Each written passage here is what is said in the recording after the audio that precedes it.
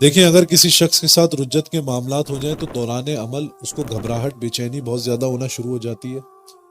دوسرا، اس کے بنتے بنتے کام بگڑنے لگتے ہیں. تیسرا، اس کو عمل میں لذت پیدا نہیں ہوتی بلکہ اس سے جو ہے وہ اس کو چڑچڑاہٹ پیدا ہونا شروع ہو جاتی ہے.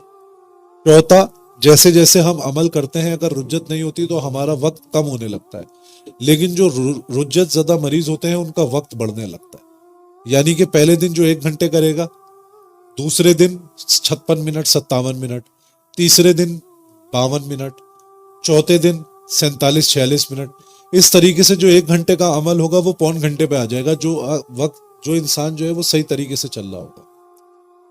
لیکن جو انسان رجت کا شکار ہو جائے گا اس کا وقت بڑھنا شروع ہو جائے گا. یعنی 1 گھنٹے سے 1 گھنٹہ 3 منٹ، 1 گھنٹے 3 منٹ سے 1 گھنٹے 7 منٹ، اس کا وقت بڑھنا شروع ہو جائے گا. اس کا مطلب یہ ہے کہ الٹی گنتی چل رہی ہے اور وہ شخص رجت کا شکار ہے. جو بھی شخص رجت کا شکار ہو اس کا سب سے بہترین علاج یہ ہے کہ وہ 40 دن تک 40 مرتبہ روزانہ کی بنیاد پر درود ابراہیمی پڑھے اور ساتھ میں 7 مرتبہ جو ہے وہ آیت الکرسی پڑھے. انشاءاللہ اس کا رجت کا خاتمہ ہوگا. اور وہ جو عمل کر رہا ہے اس کی مدامت صرف ایک بار کر دے اور اس عمل کو فی الحال روک دے.